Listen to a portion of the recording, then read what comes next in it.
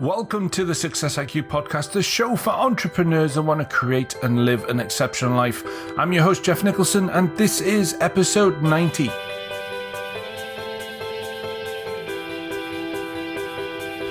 Good morning, good afternoon, good evening, wherever you are in the world. I truly hope you are having a fantastic week.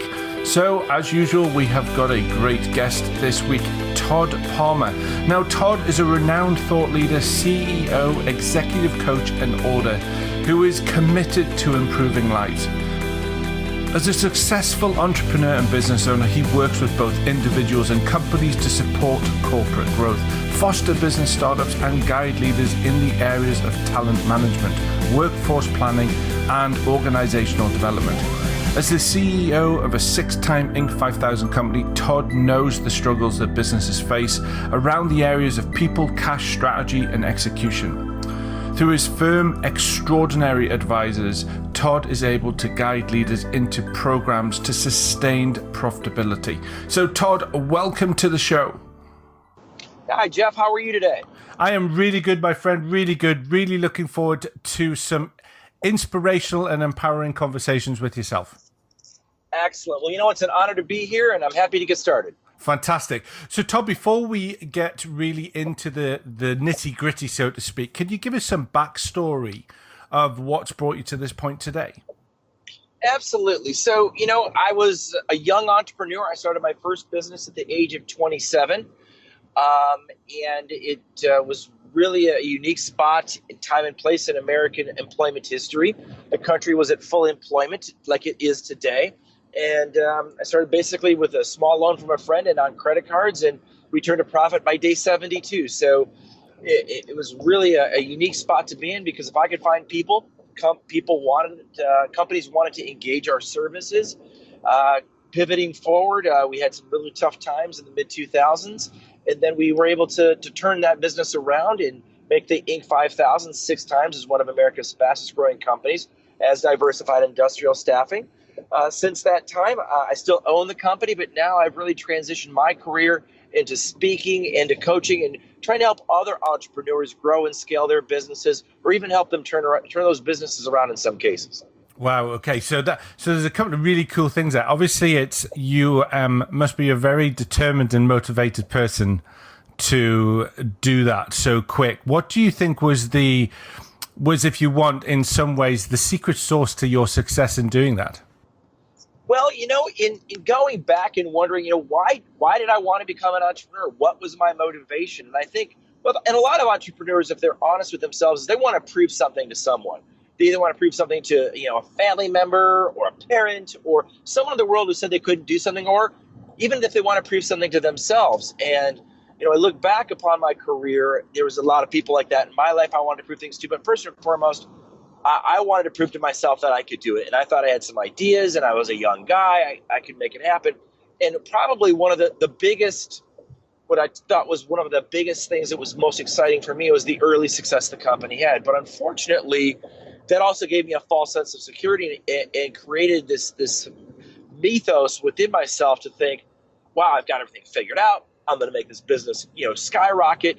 And Geoff, it couldn't have been further from the truth. I'll tell you, by 2006, we were in pretty bad shape. And that's really where a lot of the learning for me as an entrepreneur took place.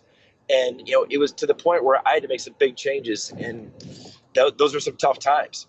And can you share with some of those changes that you had to implement? Because, as you know yourself, being an entrepreneur has its highs and it has its lows. And people go through all sorts of different transitions and have to make sometimes tough decisions. What sort of things did you have to reflect on and look at in order to get your business where it needed to be? Absolutely. The interesting thing was I was so concerned in the mid 2000s about being all things to all people, trying to please every customer, trying to please every employee. And it was a loser's game. And we had gotten into a really bad shape. Our business knew the economic crash of 2008 was going to happen about 2 years earlier. Hiring was drying up, contracts were being canceled, and people were losing jobs at a rapid rate. And it put us in a bad spot. We had one client go bankrupt. They owed us $240,000. A couple other clients couldn't pay us either. We ended up getting to the point of being $600,000 in debt by September of 2006. I was 60 days away from running out of cash. I had a dysfunctional company culture. As the leader of the organization, I was not executing in a lot of different areas. And I had to walk in September 9th in 2006, fire my entire company, and start the business over. Wow.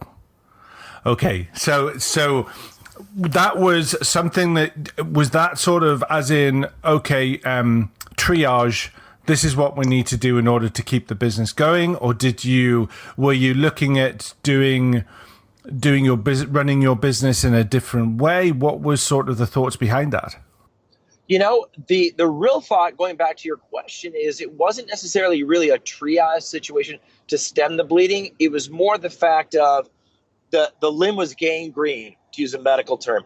And if I didn't take the limb off, the business would not continue. If I kept the staff the way it was going in the direction it was going to go into, it was very clear that we were going to go off the cliff and not be able to recover. So in order to save the business, which I really saw as kind of like this, there's me, there's the employees, and then there's the company that needs those employees, that needs that owner, but also is a living and breathing entity in a lot of ways. In order for that business to continue to go on, I needed to get rid of the staff.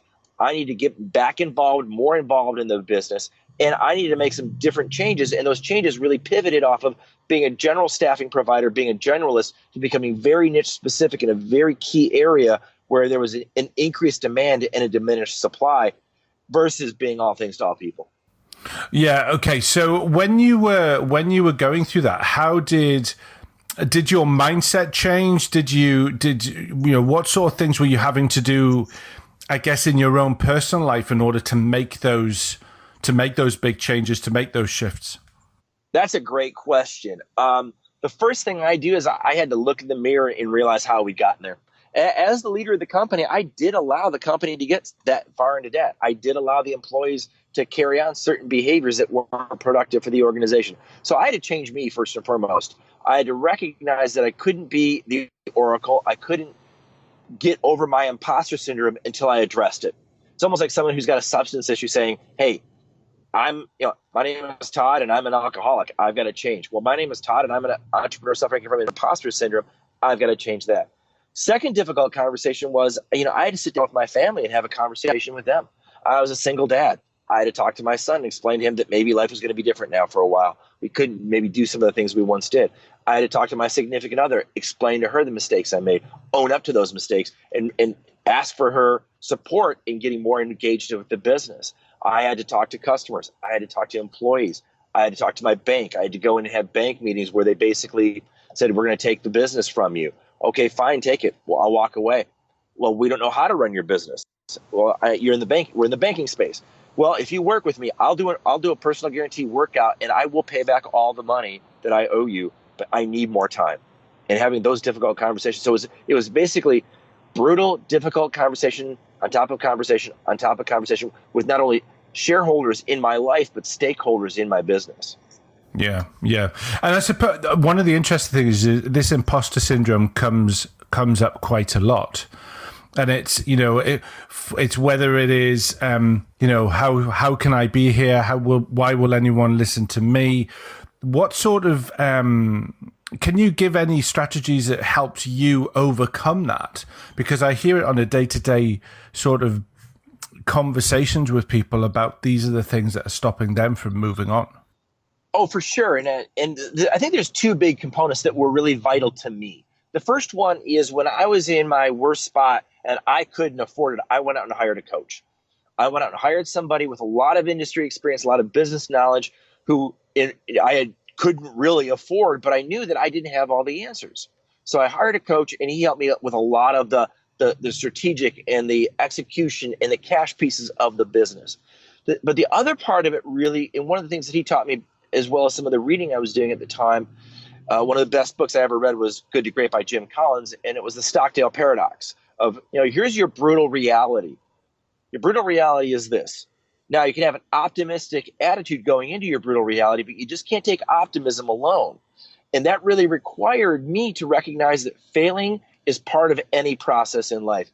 Failing is where all the learning takes place. And one of my favorite quotes is from a gentleman named Dr. Daniel Friedland, and he talks about failure is nothing more than a step along my pathway to being successful. And that's really what I had to accept, that failure was, business wasn't a win-lose game. It was the opportunity to, okay, I tried this, it didn't work. It doesn't make me a failure. The idea didn't work, or this didn't work, or that didn't work. But if we don't do that, we don't lean into those uncomfortable things as entrepreneurs, we're not going to grow. And that growth is where the best ideas come from. Yeah. Yeah, absolutely. So you've sat down, you've had those hard conversations, you've turned this business around. As you mentioned at the beginning, you've got 6 times in Inc. 5000 company. What do you think is the I guess not the secret, but what do you think are some of the habits that have really helped you get to that point with the company to achieve such a fantastic target as that? Well, I think the first thing was I realized that I didn't necessarily, for my business specifically, and this may not apply to all of your listeners, but for my business, I didn't need to hire somebody with a lot of human resources or recruiting background. And I call it, I can hire for DNA, not for resume. I could take a really good person who fit the company culture and teach them to be a good recruiter. I couldn't teach somebody who was a good recruiter to be a good person. So we figured out first and foremost what the DNA was to work in our company. Then we focused on margins, not on revenue. And in this, especially in the staffing space, it can be quite seductive to focus on the revenue because that can grow relatively quickly compared to other industries. And we chose to be different. We're going to turn down business that's not profitable for business that has to meet a certain profit threshold. And the last thing was, who are we? Why do we do what we do? Again, to quote another author, Simon Sinek, we figured out what our why was. And our why is really simple. We improve lives. We improve the lives of our candidates by getting them a great job they can't find. We improve the lives of our customers and our client companies by getting them an employee they can't find. If we do that really well, then we're going to get financially compensated. So many businesses are focused on, I got to make money, I got to do this, I got to make revenue. But why do you do it?